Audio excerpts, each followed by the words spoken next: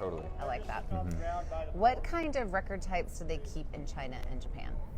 Yeah, so kind of as we talked about, kind of that familial record. So in Japan, it's called the koseki tohon. In China, the equivalent of that would be the jiapu, and I know I'm pronouncing that incorrectly, so my apologies to my Chinese-speaking friend, my Mandarin-speaking friends. And then in Korea, it's called the jokbo.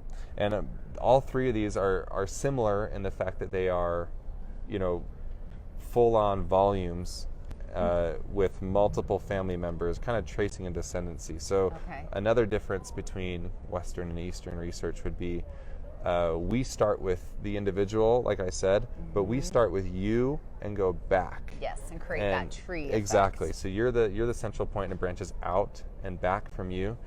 In these Asian countries, they really revere some of their, for lack of a better word, most famous ancestors and most prominent ancestors. So oftentimes you actually know which high king or high emperor or whatever you came from, and then it goes down from them. So they're trying to find that connection. Exactly. And so what you do is a lot of these large record sets that aren't by the family, but rather by, especially in Korea and China, it can often be by clan genealogies. And what you want to do is we want to link you as an individual into someone in that clan genealogy, because they've got that main person it's coming to us from.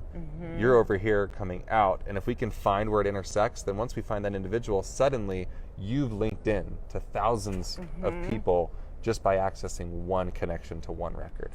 Which is a great. So it's the double-edged sword, because it is difficult to make that connection, but once you do, it pays off in spades. How far back in time are you going typically to find that connection? Yeah, good question.